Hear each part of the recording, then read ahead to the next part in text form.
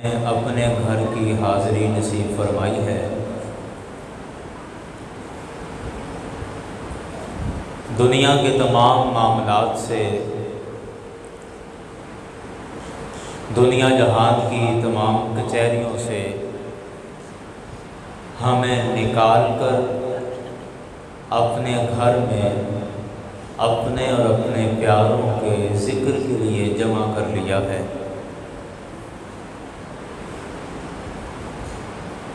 यारान गिरामी, कुरान पाक से जो आयत करीमा तिलावत की है, रब्बे कायनात ने इरशाद फरमाया,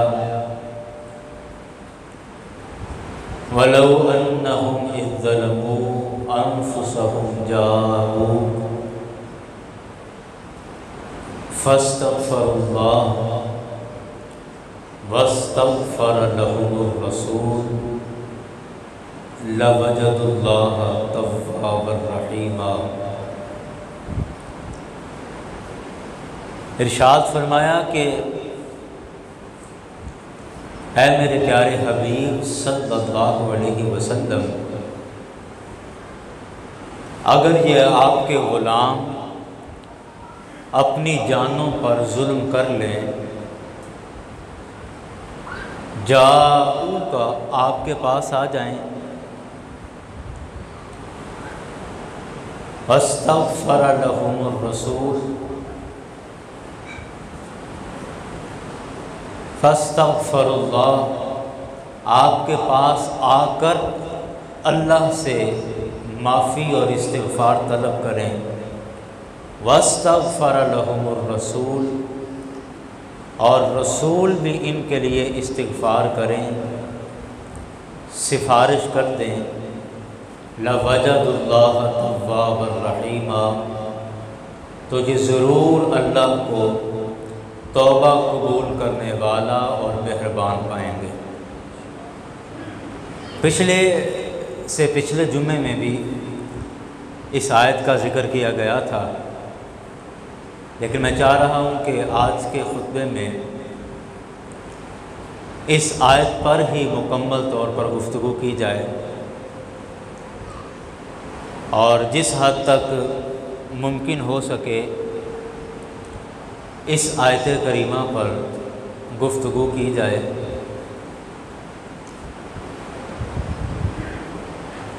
रब्बे कायनात का बड़ा वाज़ेह हुक्म है, क्या मेरे प्यारे, आपके ये ग़ुलाम, आपके ये उम्मती गुनाहों की वजह से, नाफरमानियों की वजह से, अपनी बदआमालियों की वजह से अपनी जानों पर जुल्म कर बैठे और उस जुल्म के बाद, उस नाफरमानी और बदआमाली के बाद ए हबीब ये आपके दर पर आ जाएं, अपने आप को आपके दरबार में पेश कर लें और आपके दर पर आकर फिर रब से माफ़ी मांगें। फस्तग़फ़रुल्लाह आपके पास आकर फिर रब से माफ़ी मांगें, वस्तग़फ़र लहुमुर रसूल और मेरे प्यारे आप भी इनकी सिफारिश कर दें, आप भी इनकी तरफ से इस्तिग़फ़ार कर लें, लवजदुल्लाह तव्वाबर रहीमा, तो ये ज़रूर अल्लाह को तौबा कबूल करने वाला और मेहरबान पाएंगे।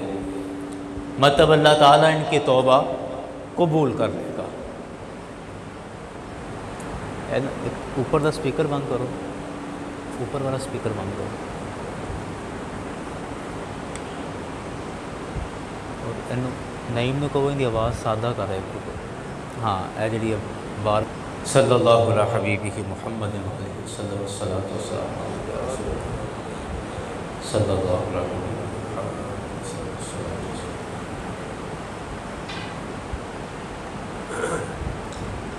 ऐ मेरे प्यारे आपकी बारगाह में आकर फिर रब से माफ़ी मांगे और आप भी इनकी सिफारिश कर दें तो अल्लाह ताला इनकी तौबा कबूल फरमा लेगा। यारान गिरामी, बड़ी खूबसूरत बात है और बड़ा प्यारा इसका मफ़हूम है और सोचने की बात है कि अल्लाह ताला अपने हबीब अलैहिस्सलाम को ये फरमा रहा है, मुखातब रसूल अकरम सल्लल्लाहु अलैहि वसल्लम हैं, लेकिन कहा तो उम्मत से जा रहा है कि ऐ नबी के ग़ुलामों, जब भी तुम ख़ता करो तो मुस्तफ़ा के दर पे आ जाओ, जब भी तुमसे गलती हो तो मुस्तफ़ा के दर पर आकर रब से माफ़ी तलब करो। अच्छा, हैरत की बात यह है, आप मुझे बताएं, आप भी साहिब तजर्बा हैं, कि अगर एक आदमी पर केस हुआ हो हाई कोर्ट में, तो आप मुझे बताओ कि वो अपनी तारीख भुगतने के लिए हाई कोर्ट जाएगा या सुप्रीम कोर्ट जाएगा? हाँ जी, हाई कोर्ट ही जाएगा। इसी तरह किसी ने कोई FIR दर्ज करवा दी, थानेदार ने तलब कर लिया, तो अब मुझे बताओ कि वो थानेदार के पास राजा जंग थाने में जाएगा या कसूर चला जाएगा? ज़ाहिरी बात है राजा जंग थाने में जाएगा, क्योंकि केस यहाँ का है, जुर्म यहाँ का है, रिपोर्ट यहाँ पर दर्ज हुई है।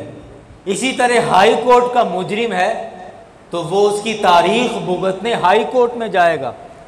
इसी तरह सुप्रीम कोर्ट का ऑर्डर आएगा तो सुप्रीम कोर्ट में जाएगा। ऐसा कभी नहीं होता कि बुलाया हाई कोर्ट ने हो और बंदा सुप्रीम कोर्ट पहुंच गया हो, या बुलाया थानेदार ने हो और बंदा DSP के पास चला गया हो। ऐसा कभी नहीं होता। लेकिन हैरत है इस बात पर कि इंसान जब गुनाह करता है तो गुनाह करके मुजरिम किसका होता है? मुझे बताएं, नमाज क्या है? फ़र्ज़ है। नमाज क्या है? बोल लें, फ़र्ज़ है। नमाज नहीं पढ़ी, गुनाह किया ना। गुनाह किसका किया? रब का। मुजरिम किसके हुए? रब के। इसी तरह ज़कात फ़र्ज़ थी, नहीं दी, गुनाह किया ना, तो मुजरिम किसके हुए? रब के हुए। रोज़े थे, नहीं रखे, जुर्म किया ना, तो मुजरिम किसके हुए?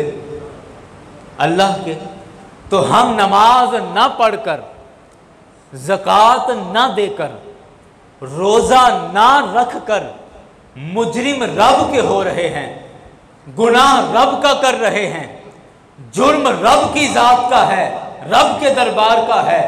तो होना ये चाहिए था कि जिस दर का जुर्म है, जिस दरबार के मुजरिम हैं, माफ़ी के लिए भी उसी दरबार पर हाजिर हों, माफ़ी के लिए भी उसी दर पर हाजिर हों।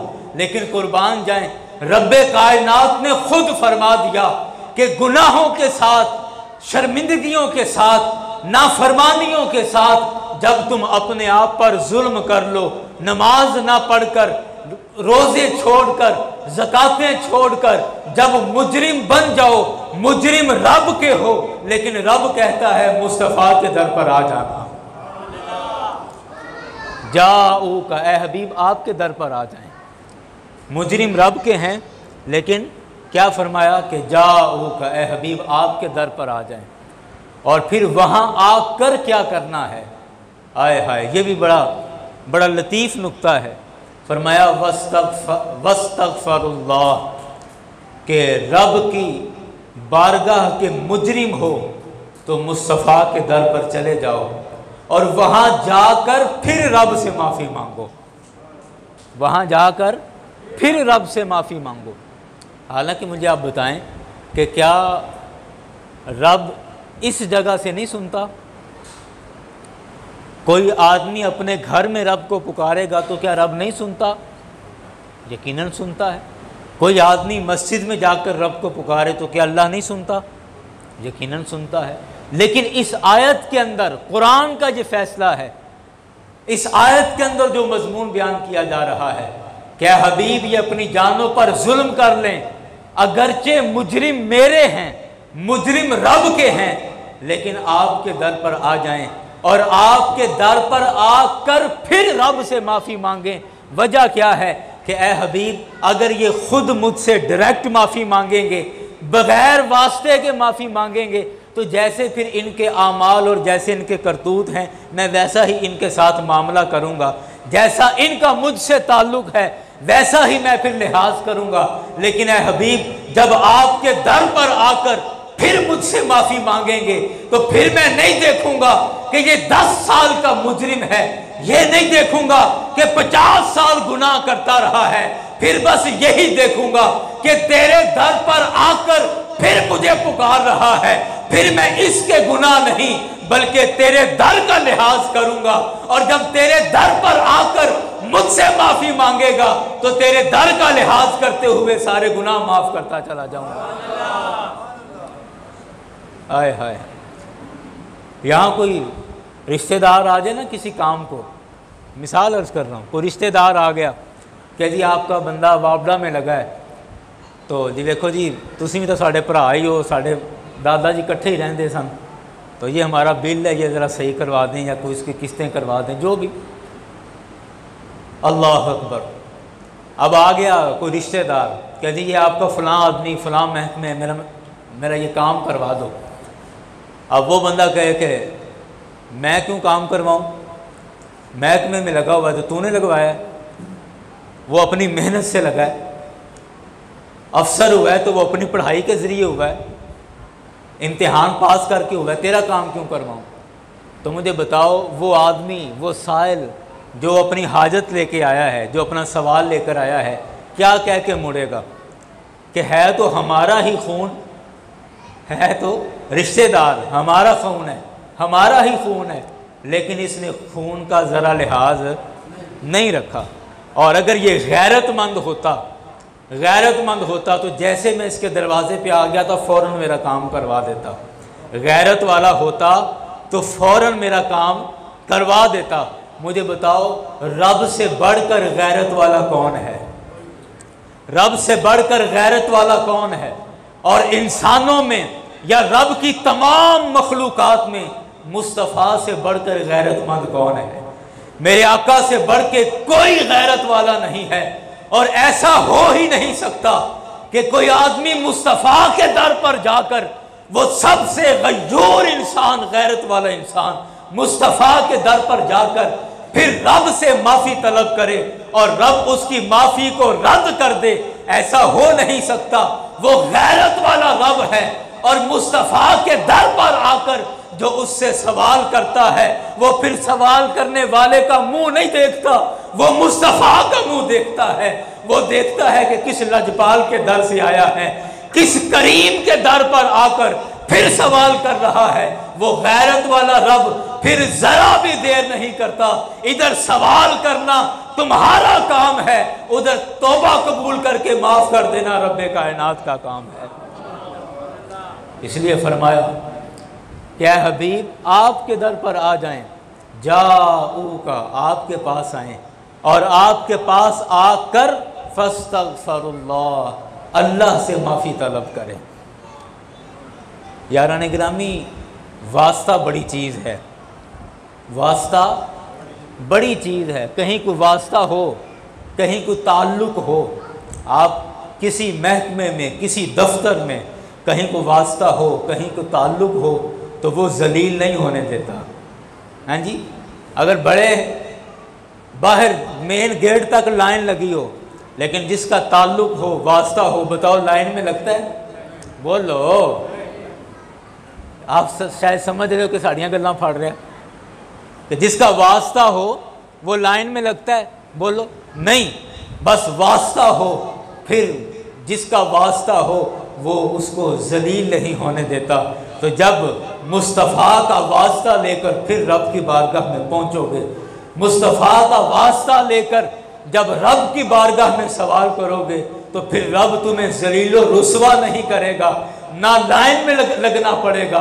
बस वास्ता पेश करो, रब तुम्हारी तौबा कबूल फरमाता चला जाएगा। हाय हाय हाय।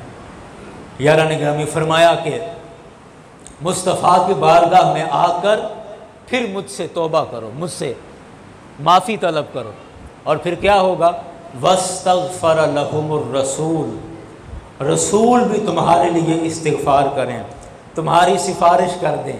कैसे कि मौला मेरा ही उम्मती है, तेरा बंदा है, आ गया है, तेरे ख़जाने में कौन सी कमी है, इसके गुनाहों पर कलम फेर दे, इसके गुनाहों को मिटा दे। रब के ख़जानों में कौन सी कमी है। वस्तगफर लहुमुर रसूल, रसूल भी सिफारिश कर दें कि मौला ठीक है, आ गया है।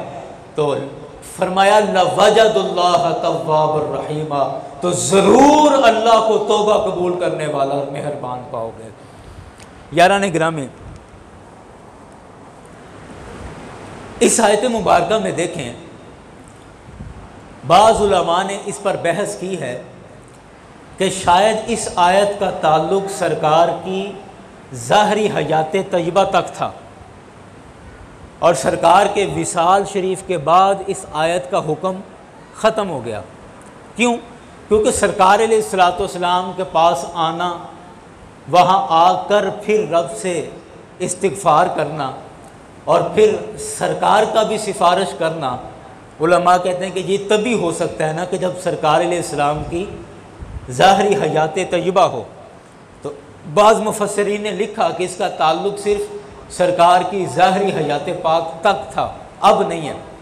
लेकिन अक्सर मुफस्सिरीन ने लिखा कि कुरान सरकार की ज़ाहरी हयात तक नहीं बल्कि क़यामत तक के लिए आया है। कुरान क़यामत तक के लिए आया है, कुरान के अहकाम क़यामत तक के लिए हैं, कुरान की आयतें क़यामत तक के लिए हैं। किसी ज़माने के साथ ये ख़ास नहीं है। वो पहली किताबें थी, तौरात का एक ज़माना था कि जब वो ज़माना गुज़र गया तो तौरात ख़त्म हो गई। ज़बूर का एक ज़माना था कि जब वो ज़माना गुज़र गया तो उसका हुक्म भी ख़त्म हो गया। इंजील का एक ज़माना था, जब वो ज़माना ख़त्म हुआ तो हुक्म भी ख़त्म हो गया। कुरान का सारे ज़माने ही कुरान के हैं, सारे ही ज़माने ही मुस्तफ़ा के हैं।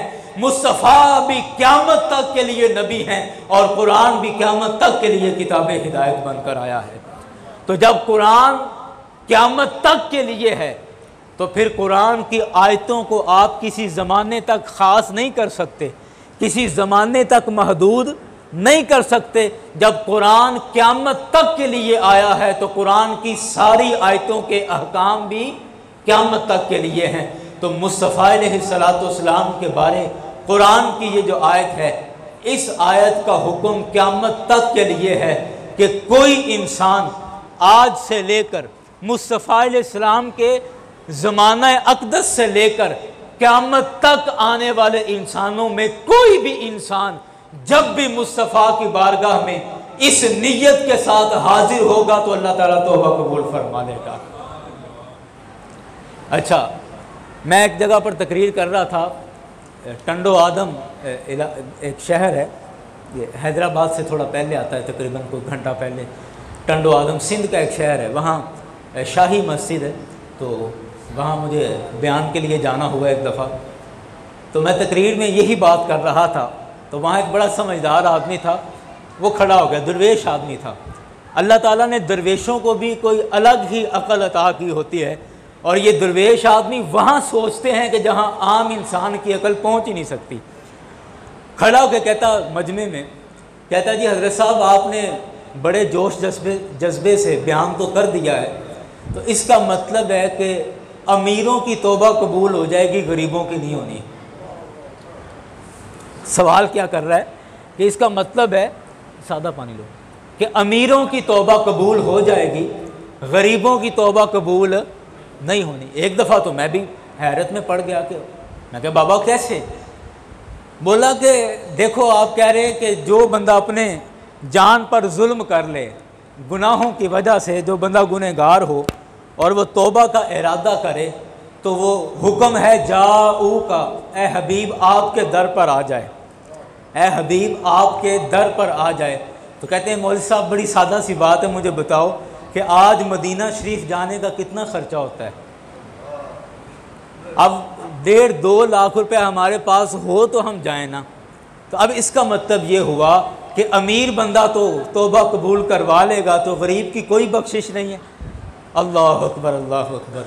मैंने कहा ना कि दरवेश आदमी वहाँ से सोचता है और बात करता है कि जहाँ आम आदमी की अकल नहीं पहुँच सकती, लेकिन अल्लाह ताला के फ़ज़ल से अल्लाह ने मदद फरमाई। मैंने उनसे गुजारिश की कि जनाब सरकार अलैहिस्सलाम के बारे में कुरान का ये हुक्म है कि ए हबीब, जो बंदा अपनी जान पर जुल्म कर ले, जाऊ का आपके पास आए। मदीना शरीफ का किसने कहा है? जाऊ का आपके पास आए। मदीना शरीफ का तो यहाँ जिक्र ही नहीं। किसी ने नहीं कहा कि जा अल मदीना, मदीना शरीफ में आ जाए, या जा अल सऊदी अरब में आ जाए, किसी तरह का कोई। फरमाया जाऊ का आपके पास आ जाए। काफ जबर का ये वाहिद की ज़मीर है, हाजिर की ज़मीर है, मतलब आप सरकार की ज़ात मुराद है। कि मतलब क्या है? मतलब आयत का ये है कि मुस्तफ़ा के दर पर, मुस्तफ़ा की बारगाह में हाजिरी लगवाना मकसद है, मुस्तफ़ा के दर पर पहुंचना मकसद है, मदीना शरीफ जाने का जिक्र नहीं है। मतलब ये कि अगर तुम अपने घर में किसी कोने में बैठकर अपने गुनाहों पर शर्मिंदा होकर, अपने गुनाहों पर पशेमा होकर, मुस्तफ़ा को हाजिर नाजर जानकर, सरकार को अपने दिलो दिमाग पर हाजिर करके और फिर अपने घर में बैठकर पुकारते हो, तो मेरे मुस्तफ़ा तुम्हारी पुकार सुनने के लिए तुम्हारे पास तशरीफ ले आते हैं। वो गरीबों की फरियाद रसी इस तरह नहीं करते, बल्कि गरीबों को इस तरह नवाजते हैं कि खुद चल के मेरे मुस्तफ़ा आ जाया करते हैं। जब मेरे मुस्तफ़ा आ जाएं तो अपनी जितनी दरखास्तें हैं मुस्तफ़ा की बारगाह में पेश करता चला जाए।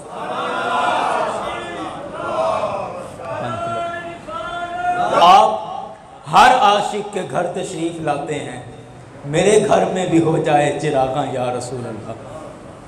कि मसला मदीना शरीफ जाने का नहीं है,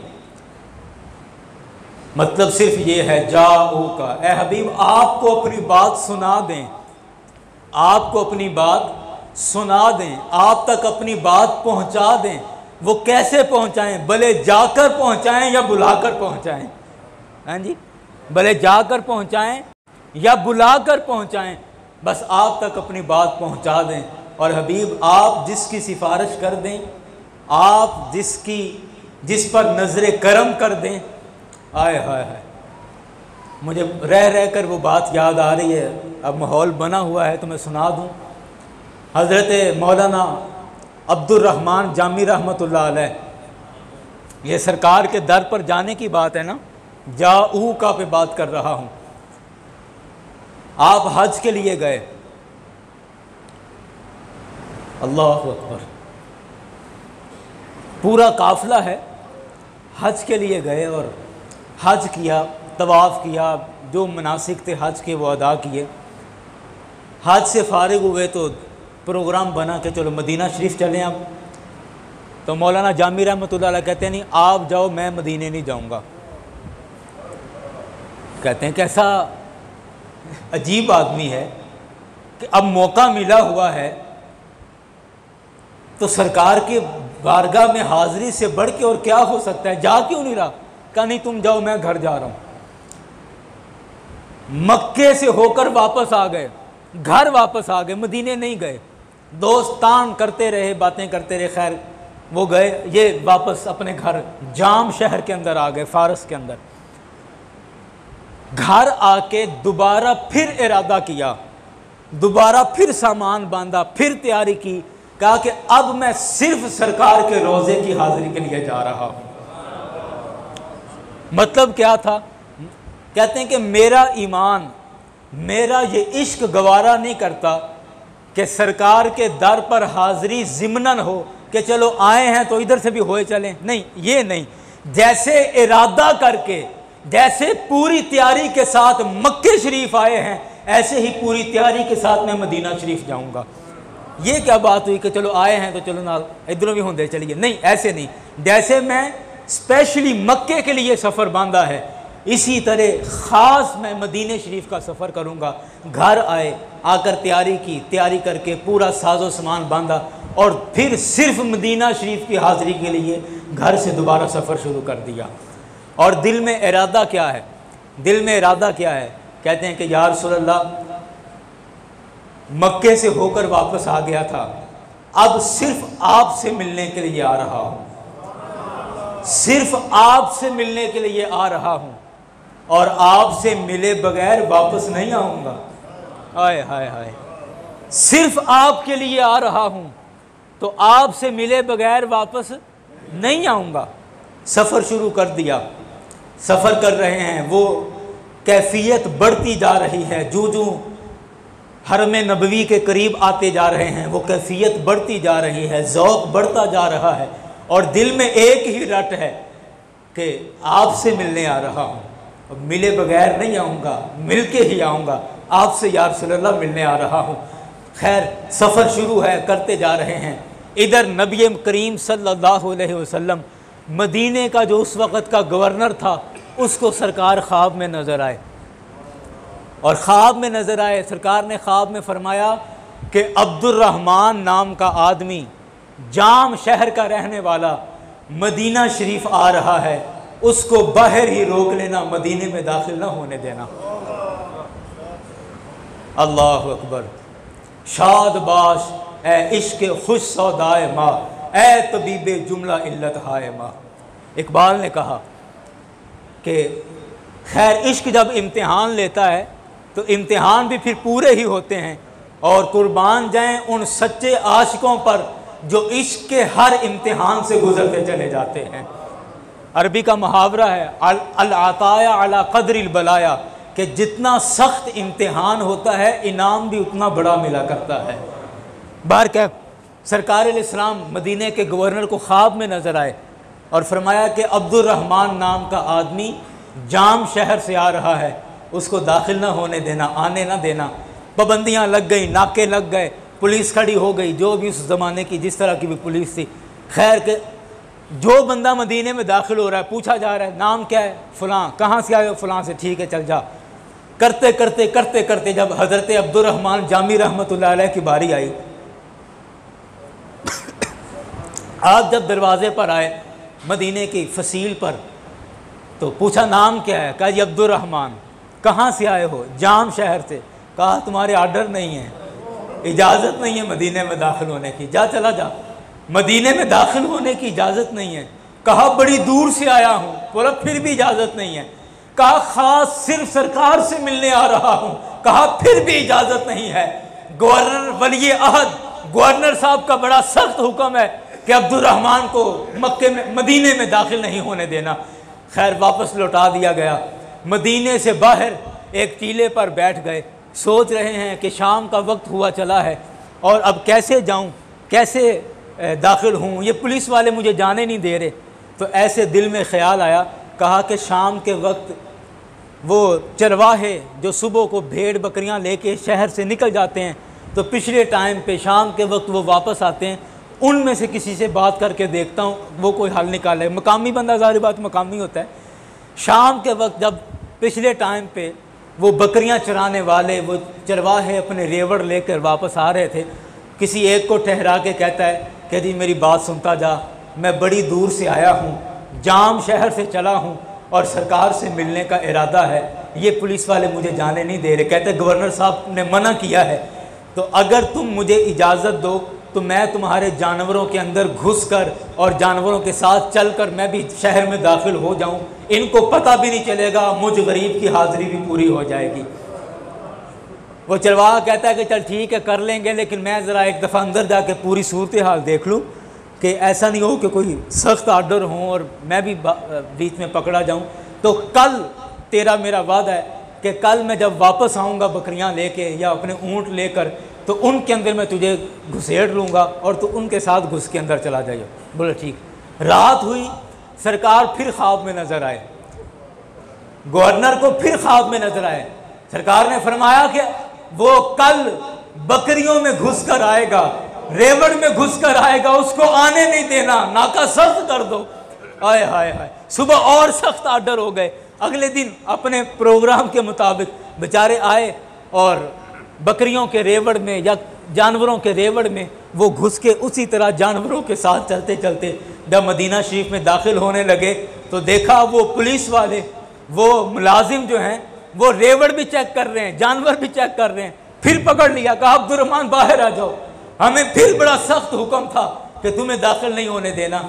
आपने खैर ज़िद की, तो जब ज़िद की और उनकी शिकायत गवर्नर के पास पहुंची कि जी वो तो बंदा जा ही नहीं रहा, वो तो कभी किसी तरह कभी किसी तरह, तो गवर्नर ने कहा कि ये बड़ा कोई बदबख्त आदमी है कि सरकार जिस पर इतने नाराज़ हैं कि जिसको सरकार अपने शहर में दाखिल होना जिसका पसंद नहीं करते, तो ये बंदा हमें परेशान कर रहा है, इसको जेल में डाल दो। अल्लाह अकबर। हज़रत अब्दुर्रहमान जामी को पकड़ा, जेल में डाल दिया।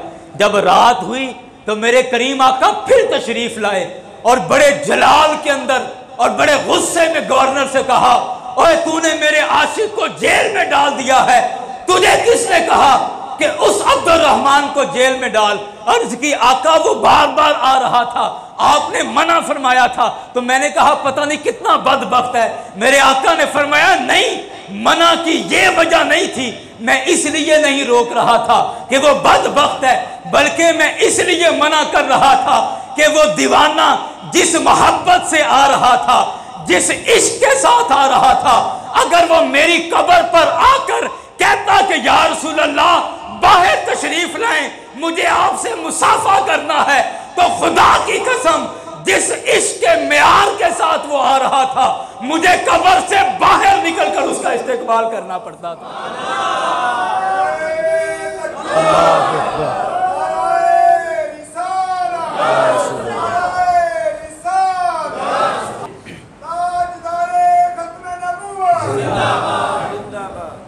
फरमाया कि अगर आ जाता और मेरी तुरबत पर आकर कहता कि या रसूल अल्लाह मिलने आया हूं और बड़ी दूर से आया हूं, मिले बगैर नहीं जाऊंगा, तशरीफ लाएं, मुलाकात का शर्फ बख्शें, तो सरकार ने फरमाया जिस इश्क के मेयार पर वो आ रहा था, मुझे कब्र से बाहर आकर मुझे उससे मुलाकात करना पड़ती।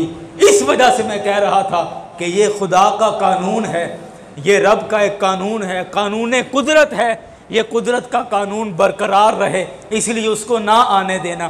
तो अर्ज़ की कि या रसूल अल्लाह वो इतना आपकी बारगाह का मकबूल है, तो फिर हाज़री का कोई मौका दीजिए।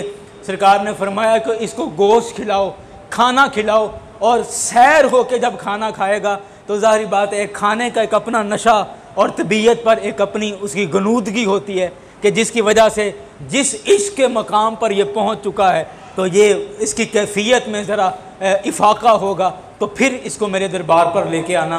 बाहर क्या मौलाना जामी रहमतुल्लाह अलैह को खाना खिलाया गया, और खाना खिलाकर रिवायतों में आता है कि गाय का गोश्त खिलाया गया ताकि इन पर गुनूदगी आए, और फिर वो इश्क का जो खुमार उनके सर पे चढ़ा था उससे थोड़ा इफाका हुआ, तो फिर सरकार की बारगाह में इनको पेश किया गया। और उस वक़्त जेल में बैठकर जो मुस्तफ़ा के तराने पड़े और जिस तरह सरकार अलैहिस्सलाम को सदाएं दी हैं, जिस तरह मेरे आका को याद किया है। अभी पिछले दिनों हमने वो पूरा कसीदा यहाँ पढ़ा था फारसी का कि मौलाना जामी रहमतुल्लाह अलैह ने जो उस वक़्त जेल में बैठ के लिखा कि नसीमा जानबे बतहा गुज़र कुन ज़े अहवालम मोहम्मद रा खबर कुन, क्या हवा जब तू मेरे आका की तुरबत से, मेरे आका के रोज़े से गुजरे तो याद रख ज़े अहवालम मोहम्मद रा खबर कुन, मेरे अहवाल और मेरी कैफियत से मोहम्मद अलैहिस्सलाम को भी खबर दे देना, मेरे आका को बताना कि आपका दीवाना किस हाल में है, आपका वो मुब्तला किस हाल के अंदर है। तो उस वक़्त आपने खैर ये कलाम लिखा। मैं बात इस वजह से अर्ज़ कर रहा था, बात काफ़ी लंबी हो गई, कि सरकार अलैहिस्सलाम की बारगाह में पहुँचने का हुक्म है, मदीना शरीफ जाने का नहीं। असल में उस सवाल से बात चली थी कि इसका मतलब है कि अमीरों की तौबा कबूल हो जाएगी और गरीबों की तौबा कबूल नहीं होनी। नहीं, मतलब मदीना शरीफ जाने का नहीं, बल्कि है जाऊ का, मुस्तफ़ा के पास जाने का मतलब है कि ए हबीब आपके पास आ जाएं, वो यहाँ बैठकर आपके पास चले जाएं, या आपको अपने पास बुला लें, या आपके दर पर पहुँच जाएं, किसी तरह की भी कैफियत हो, आपके पास आकर जब अपनी गुजारिशें पेश कर देंगे तो अल्लाह ताला तौबा कबूल फरमा लेगा।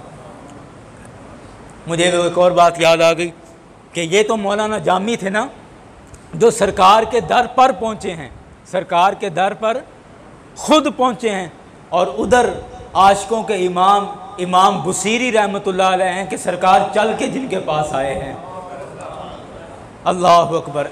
हज़रत इमाम शरफुद्दीन बुसीरी रहमतुल्लाह अलैह, बहुत बड़ा नाम है, और अब तकरीबन 750 या पौने 800 साल गुजर गए इमाम शरफुद्दीन बुसीरी के ज़माने को। इतने पुराने बुज़ुर्ग हैं जिन्होंने ये कसीदा लिखा है, मौला या सल्ली वसल्लिम दाइमन अबदा। 161 इसके अशार हैं, और इसका पहला शेर है, अमिन तज़क्कुरी जीरानिम बिज़ी सलामी मज़ाजता दम अन जरामी मुक़लतिम बिदमे। बारकैफ ये 161 अशार हैं। इसके शायर इमाम शरफुद्दीन बुसीरी रहमतुल्लाह अलैह बहुत बड़े शायर थे, आवाज़ भी बड़ी ज़बरदस्त थी, और काम क्या करते थे कि बादशाहों के कसीदे लिखा करते थे। मुख्तलिफ़ दरबारों में जाकर, मुख्तलिफ़ बादशाहों के पास जाकर उनके कसीदे लिखते थे, और दरबार में जाकर वो कसीदा, जैसे दरबारी शायर होते हैं, दरबार में जाकर कसीदा पढ़ा करते थे और बादशाहों की शान बयान करते। बादशाह सलामत खुश हो गए, लो जी इनाम कराम दिया, ये भी लो, ये भी लो, बस उसी से गुज़र बसर होता था। वक़्त गुज़रता गया और बुढ़ापा आ गया, आवाज़ में वो ज़ोर, वो दम ना रहा, और फालज का अटैक हुआ, चारपाई पे पड़ गए, लेट गए। अब कोई पूछने वाला नहीं है, किसी बादशाह के दरबार से कोई तोहफ़ा नहीं आ रहा कि ये लो अपना इलाज करा लो। परेशान है, और परेशानी ही परेशानी में ख़्याल आता है कि ए बुसीरी, सारी ज़िंदगी, ये मिस्र के थे, सारी ज़िंदगी बादशाहों की शानें लिखता रहा है, बादशाहों के तराने लिखता रहा है, और आज मुश्किल वक्त आया है तो सब साथ छोड़ गए हैं। क्यों ना आज उस बादशाह को भी याद कर जो इन बादशाहों का भी बादशाह है, जिसके सदके बादशाहत तकसीम की जाती है, उस बादशाह की शान में भी लिख। फिर इमाम बुसीरी ने कलम उठाया और लिखना शुरू कर दिया। आमिन तज़क्कुर जीरानिम बिज़ी सलामी मज़जता दमान जरामिम मुक़लतिम बिदमी अम हब्बतिर रिहु मिन तिलकाइ काज़िमतिन औ मदल बरक़ु फ़िज़्ज़लमाइ मिन इदमी मौला यसल्ली वसल्लिम दाइमन अबदा अला हबीबिका खैरिल खल्क़ि कुल्लिहिम फ़माली ऐनैका इन कुल तकफ़ुफ़ा हमता वमाली क़ल्बिका इन कुल तस्तफ़िक़ यहिमी मौला यसल्ली वसल्लिम दाइमन अबदा अला हबीबिका खैरिल खल्क़ि कुल्लिहिम अयहसबु सब्बु अन्नल हुब्ब मुनक़तिमुन मा बैना मुनसदिमिन मिन्हु व मुत्तरिमी मौला यसल्ली वसल्लिम दाइमन अबदा अला हबीबिका खैरिल खल्क़ि कुल्लिहिम मुहम्मदुन सय्यदुल कौनैनि वस्सक़लैन मुहम्मदुन सय्यदुल कौनैनि वस्सक़लैन वल फ़रीक़ैनि मिन अरबिन व मिन अजमी हुवल हबीबुल्लज़ी तुरजा शफ़ाअतुहु लिकुल्लि हौलिन मिनल अहवालि मुक़्तहिमी फ़माली ऐनैका इन कुल तकफ़ुफ़ा हमता वमाली क़ल्बिका इन कुल तस्तफ़िक़ यहिमी। और शहनशाह नक्शबंद ने पंजाबी ज़ुबान में तर्जमा किया है, पंजाबी शेरों के अंदर पूरे कसीदे का। कहता है की होयाई अखी ताई रोवन ज़ारो ज़ारिये की होयाई अखियाँ ताई रोवन ज़ारो ज़ारिये ते की होयाए दिल तेरे नू होश न आवस कोई दम मौला यसल्ली वसल्लिम दाइमन अबदा अला हबीबिका खैरिल खल्क़ि कुल्लिहिम।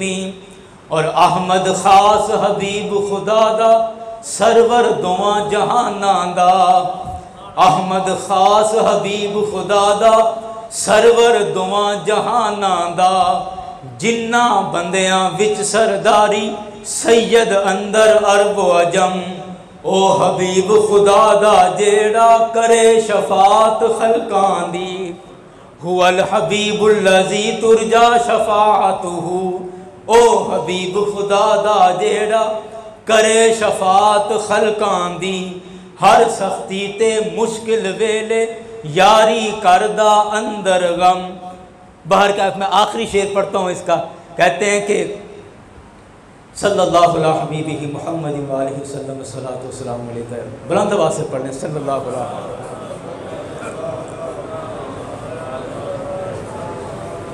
कहते हैं फ़ग़फ़िर लिनाशिदिहा वग़फ़िर लिक़ारिहा लक़द सअलतुका या ज़ल जूदी वल करमी। और शहनशाह ने तर्जुमा क्या किया है? आप कहते हैं पढ़ने वाले बख्शी रब्बा नाले सुनने वाले भी, पढ़ने वाले बख्शी रब्बा नाले सुनने वाले भी, जहाँ नेकी फजल तेरे दी तू है साहिब जूदो करम। 161 अशार लिखे और लिख के सरहाने के नीचे रखे और सो गए। कुर्बान जाऊँ, ये सोना क्या है? ये सोए नहीं है, या आँख सोई है, किस्मत जाग पड़ी है, किस्मत बेदार हो गई है। रात को सोते हैं, मेरे करीम आका तशरीफ़ ले आते हैं, सरकार तशरीफ़ ले आते हैं, मेरे करीम आका तशरीफ़ लाते हैं। फरमाया ए बुसीरी, वो जो कसीदा लिखा है ज़रा हमें भी सुनाना, वो जो कसीदा लिखा है ज़रा हमें भी सुना। अर्ज़ की आका मैंने तो भी किसी को बताया भी नहीं है, मैंने तो भी किसी को बताया भी नहीं। सरकार ने फरमाया निकाल तो सुना तो सही। कहते हैं जल्दी से, जी हुजूर, जल्दी से निकाला और वो पेपर निकाल के, सफ़े निकाल के, जिस चीज़ पे भी लिखा था निकाल के सारा कसीदा मेरे मुस्तफ़ा को सुना दिया। और रिवायत के अंदर आता है कि मेरे मुस्तफ़ा ये कसीदा सुन रहे थे और सुनकर इस तरह झूम रहे थे जैसे किसी टहनी पर ज़्यादा फल लगा हो और फल की वजह से वो टहनी झुक जाए और फिर हवा चलती है तो जिस तरह टहनी हिलती है, इस तरह झूम झूम कर मेरे मुस्तफ़ा इस कसीदों को सुनते रहे थे।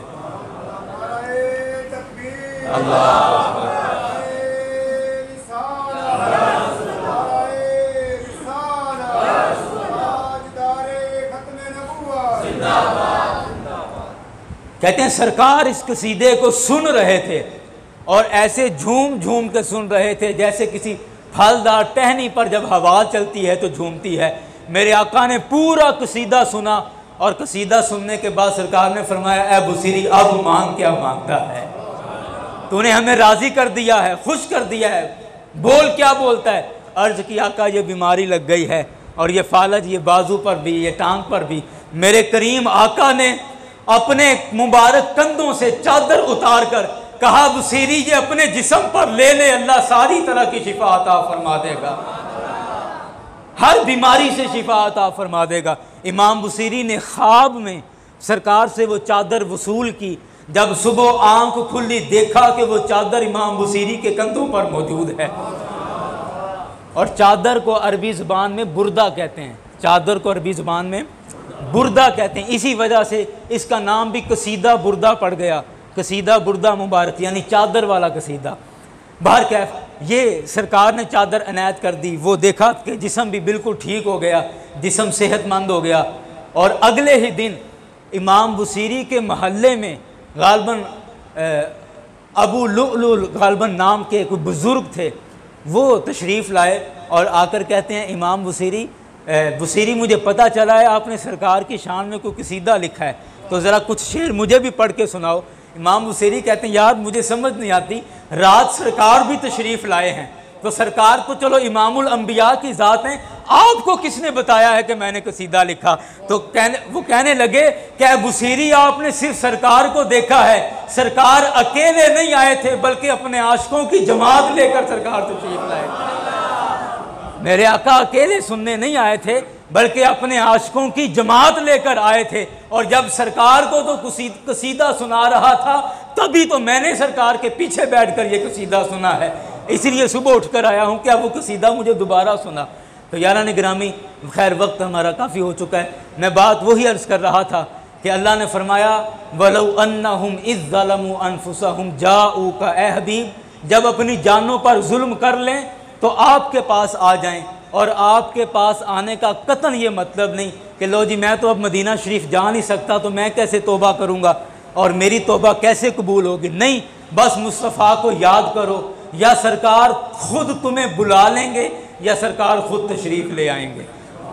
वो ख्वाब में तशरीफ़ लाएं या जागते तशरीफ़ लाएं, इसकी दोनों मिसालें मैंने आपके सामने अर्ज़ कर दी हैं।